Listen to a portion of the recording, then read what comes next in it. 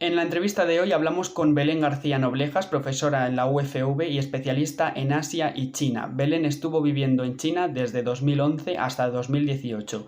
Primero llegó para aprender el idioma, después estudió un máster y finalmente pudo trabajar con la UNESCO y el Instituto Cervantes en Pekín. En la entrevista de hoy Belén nos cuenta en su experiencia cuáles son algunas diferencias culturales entre España y China. Empezamos.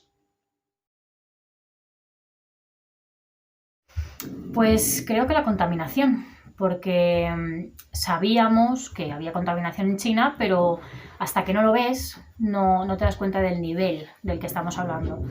De hecho, era como bruma, ¿no? Como si estuvieras en un lugar tropical y sin embargo era contaminación. Entonces yo diría que eso y la sensación de ser un país gris un poco, ¿no? Pero bueno, esta sensación fue cayendo porque fue una primera impresión y a lo largo del tiempo te das cuenta que es mucho más variado, la contaminación no es constante y sobre todo desde los 2011, que es donde yo aterricé o cuando yo aterricé en China, pasaron los años y el nivel de contaminación fue bajando. Por tanto, bueno, pues acabé con esa mala impresión inicial. Pues creo que lo que más me gusta de China, aunque pueda parecer increíble, es la sensación de libertad. Porque estás en un ambiente en el que en realidad puedes hacer un poco lo que quieras siempre y cuando no sea contra el gobierno. Tienes una vida muy independiente. Eso por un lado, pero también, por otro lado, la capacidad que tienen los chinos de acogerte, ¿no? La hospitalidad que de hecho se parece mucho a la cultura española en ese sentido, ¿no? Somos muy hospitalarios, nos gusta mucho estar en familia, cuando somos parte de un grupo lo somos de por vida. Entonces esas son características muy bonitas de China y que además se acercan a nosotros. La dificultad que tienes y sobre todo cada vez cuanto más pasan los años la dificultad que tienes en China para comunicarte con la gente de aquí. Ya sabemos que hay cierta censura, que hay una falta de aunque sea contradictorio a lo que decía anteriormente, una falta de libertad en cuanto a expresión y a comunicación. Y claro, esto pues no es ideal, ¿no? A la hora de incluso de comunicarte con los chinos, porque nunca sabes si a lo mejor en ciertos temas ellos van a ser 100% honestos. Tienen muchas costumbres, muchas tradiciones que tienen mucho que ver con sus ancestros. Entonces, en ese sentido, sí. Lo que pasa es que las religiones para la sociedad china es algo, la religión es un tema mucho más plural que lo que nosotros concebimos. No es solo soy cristiano y listo, ¿no? Sino que ellos, pues a lo mejor son capaces de mezclar varias costumbres que vienen de diferentes religiones, pues desde el taoísmo hasta el confucianismo, aunque bueno, haya polémica si es o no una religión. Budismo incluso. Entonces, bueno, pues en ese sentido sí son religiosos, pero de una manera más tradición, ¿no? Como tradiciones y costumbres. Es algo que no se puede generalizar, porque tendemos a, ¿no? Parte de los estereotipos, o una de las características de los estereotipos es generalizar este tipo de características y sin embargo, pues no todo el mundo es así. ¿Es cierto que es más común que aquí? Sí, efectivamente el tema de hacer ruido al comer, quizá no cerrar la boca mientras se mastica, pues a lo mejor es más común que aquí, pero también depende pues de muchas cosas, de dónde hayas crecido, del tipo de educación que hayas recibido, etcétera. No se debería generalizar al respecto. Por ejemplo, bueno, aunque no sea censurable, yo bebía agua caliente siempre. Aquí en España, pues cada vez que venía yo me bebía mis vasos de agua caliente. Sí es censurable en el sentido de que todo el mundo te mira raro, ¿no? También algo que aquí está mal visto es, por ejemplo, acercarse el plato a la boca. Pero allí como se come con palillos, si te acercas el bol o el cuenco a la boca y comes desde más cerca. Y me han llamado la atención en alguna ocasión, claro que sí. Pero bueno, más allá de eso no, sin duda. A pesar de que no se puede marcar líneas claras sobre qué es lo que sí, qué es lo que no, en términos de historia, por ejemplo, hay ciertos libros de historia que no se pueden encontrar en China, que tienes que hacer tus trucos para que te lleguen. Quizá pues porque no ofrecen una visión benevolente hacia el partido, ¿no? Quizá Entonces sí que existe censura y ahora cada vez más, por desgracia. Eso es una de las cosas que más disgustan, ¿no? Que a nivel académico y en las universidades cada vez hay un control más férreo del tipo de contenidos que se enseñan y dentro del contrato los propios profesores tienen que firmar cláusulas que exigen no hablar de ciertos temas. Entonces sí, la cosa se está poniendo un poquito peor en los últimos años. De la distancia, muy COVID-friendly. Pues ñija varias veces, ¿no? Se repite y a distancia pues ya está, no. Los amigos sí que se pueden abrazar de vez en cuando, pero es un abrazo también distante y de palmadita. Si no, en la distancia, en casos de negocios sí, claro, te puedes darte la mano, como puede ser aquí, pero no es común abrazarse, darse 2 besos para nada. De hecho, en alguna ocasión lo he intentado y ha salido mal. No lo es. Suele, y además es curioso cómo las parejas, a pesar de no estar haciendo nada que no deban hacer, sí que buscan espacios más escondidos, más discretos, ¿no? En un parque o lo que sea, o más por la noche, de manera que bueno, pues que sea más discreto, ¿no? Esas muestras de afecto. Yo creo que está cambiando también, que junto con la globalización, pues también hay unas costumbres que antes no eran chinas y ahora ya se van adoptando. Y entre ellas pues está quizá la demostración de afecto. Hay demostraciones de afecto que para ellos son diarias, entre parejas, que son llevarle el bolso a tu pareja, llevarle a tu pareja en la bici, si eres estudiante. Pues son detalles que ya son para ellos pues muestras de cercanía, ¿no? Y que puede ser también de amistad, pero bueno, su propio código, digamos. Esto es que es muy individual. Esto depende mucho de cada persona. Yo en un círculo de universitarios, ¿no? de clase media, digamos, solo algunos hablaban abiertamente y de manera crítica, o sea, criticando, quiero decir, al gobierno. Los demás no se metían en estos temas. Sencillamente la vida tiene mucho más que ofrecer, ¿no? Que esto. Es como si la política estuviera en manos de los líderes y ya está, ¿no? De ahí la meritocracia. Solo los más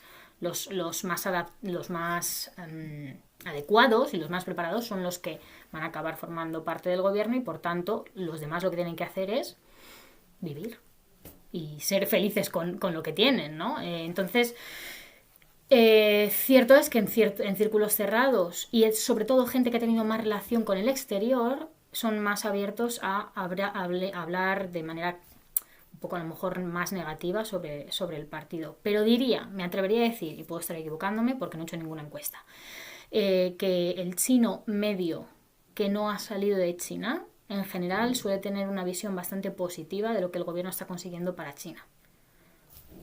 El avance, la innovación, el crecimiento económico, la creciente influencia del partido y de China a nivel global, una imagen bastante positiva, pero claro, esto no se puede generalizar. En un ambiente privado se puede hablar del partido, básicamente porque en principio no hay nadie escuchándote, no hay nadie a tu lado escuchándote, ni lo que no se puede hacer a día de hoy es hablar mal del partido por redes sociales, por ejemplo, y en las universidades tampoco.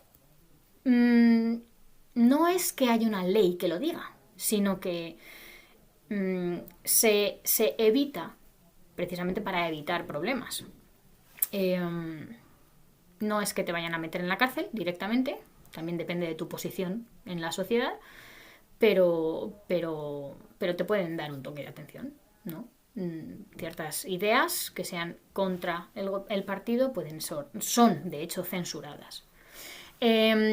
Vuelvo otra vez a la idea de la diversión en grupo, ¿no? Y de el generar comunidad. Entonces, por ejemplo, en la vida universitaria, los alumnos van a ir siempre todos juntos, las clases, ¿no? Una clase entera se iría a lo mejor de excursión a un pueblo cercano, a pasar un par de noches y ¿qué haces en el pueblo? Pues visitar, evidentemente, hablar de la tradición que existía aquí, de este edificio, muy, muy cultural, muy relacionado con la cultura, y luego además no puede faltar un karaoke, no puede faltar una noche de fiesta, evidentemente con Baijiu, que es alcohol blanco, como sería pues un vodka o lo que sea, ¿no? Alcohol chino. Entonces, bueno, esto es bastante común. También es verdad que antes lo de las discotecas y los clubs no era común, y ahora, sin embargo, sí lo es. Hay clubs muy importantes, muy exitosos en Pekín, en Shanghai. Entonces, bueno, pues depende, pero en ambientes chinos propiamente, mi experiencia es esa. En grupos, pues a un pueblo cercano, excursiones, discoteca, jugar a las cartas con algo de beber o... Así sería, diría. No siempre, pero suele ser. Porque vamos a ver, los chinos en general no usan sombrillas en la calle. Esto es importante. Antes más que ahora. Y más las mujeres que los hombres. ¿Por qué? Porque la tez blanca está más relacionada con una vida mejor, digamos, una mayor calidad de vida, y por tanto, bueno, pues la tez blanca es sinónimo de belleza, de prosperidad, de bienestar. Entonces cualquier piel o bronceado que pueda haber se considera no ideal. Depende nuevamente, porque también depende dentro de Occidental, hay muchas naciones. Entonces, por ejemplo, un chino que se encuentre con un húngaro, si esto lo consideramos occidental totalmente, va a generarse un vínculo muy rápido. ¿Por qué? Porque por historia tienen vínculos. Y porque además, bueno, pues físicamente, aunque parezca mentira, se parecen a la gente del oeste de China. No siempre, no se puede generalizar, pero estoy diciendo que puede pasar, esto lo he visto. Hay mucho estereotipo también, ¿no? Un francés, cada vez que dices, pues soy francés, qué romántico. Soy española, fútbol, toros, flamenco. Entonces hay todavía mucho desconocimiento en general sobre los países del extranjero y se suelen mirar, por desgracia, con admiración, ¿no? Como si ellos tuvieran que aprender de alguna manera. Pues supongo que durante muchos años se les ha metido en la cabeza que el occidente estaba más desarrollado, lo que fuera. Pero supongo que esto va a cambiar con el tiempo. Por desgracia existe, nuevamente, por falta de conocimiento, por estereotipos demasiado extendidos, hay bastante racismo. Yo he visto, pero también hay que tener cuidado, esto depende del nivel de educación de la persona de la que estemos hablando, ¿no? A lo mejor un conductor, un taxista que no ha estudiado nunca y que viene de una provincia muy rural, a lo mejor tiene más prejuicios con una persona de la India, ¿no? Y sin embargo, otra persona que ha vivido siempre en Pekín, pues no tiene estos mismos prejuicios, no, todo lo contrario, tendría cierta curiosidad, pero bueno, pues he oído y he vivido situaciones de racismo, pues por falta de conocimiento, básicamente. ¿Hay machismo en China? Sí. Es curioso. Bueno, esto me daría para hablar mucho tiempo, pero hay machismo en el sentido de que, de lo que comentábamos antes también, existe esta relación entre hombre y mujer en el que el hombre es el padre de la familia y por tanto tiene que cuidar de su mujer. Esto viene del confucianismo, si echamos la vista atrás, ¿no? También se supone que la mujer, esto pasa mucho más en Japón, de hecho, pero bueno, se ha visto en China también, la mujer a cierta edad debería tener hijos y ya casarse, estar casada. Si pasas de los 30 y no estás casada y no tienes hijos, es lo que se llama una leftover. Es una persona que ya no, una mujer a la que ya no van a querer, que no es así luego finalmente, pero sí, claro, y todo esto demuestra un claro machismo, sí. Complicada, porque el matrimonio homosexual no está permitido. Sin embargo, es curioso cómo se ven relaciones entre hombres o entre mujeres muy en la calle que puedes interpretar como de amistad, porque son relaciones muy cercanas, de abrazos, de ir de la mano entre dos hombres, dos mujeres, pero se confunde, digamos, entre amistad, por lo que decía antes, porque existen unas relaciones muy fraternales, entonces no queda claro, es como si fuera un tema tabú, pero que existe y que se lleva un poco, no, por debajo. Desgracia, el tema de los uigures, se ha visto muy afectado por el discurso de la guerra contra el terror global después del 11S. Entonces, de alguna manera, China adquirió también el Global War on Terror, el dialogue, o sea, el discurso sobre este tema, y por tanto se generó cierta islamofobia en China, y sobre todo de la región de Xinjiang, donde están los uigures. Pero hay que tener en cuenta que a pesar de que se ha adoptado este discurso para casar, digamos, con el discurso internacional, de lo que estamos hablando es de un problema de separatismo en Xinjiang generado por un grupo de uigures y que se ha relacionado con el terrorismo islámico por ciertas influencias de Asia Central. Entonces en China se ve como una amenaza, digamos, a la integridad territorial. Mostrar afecto en público no es tan común en China. La comunicación con el exterior se complica por la censura del gobierno y las costumbres en la mesa dependen al 100% del país del que estemos hablando. Para entender una cultura y un país diferente es necesario tener una actitud abierta. Estas son algunas de las conclusiones que hemos podido sacar con Belén. Nos vemos en la próxima entrevista. ¡Hasta pronto!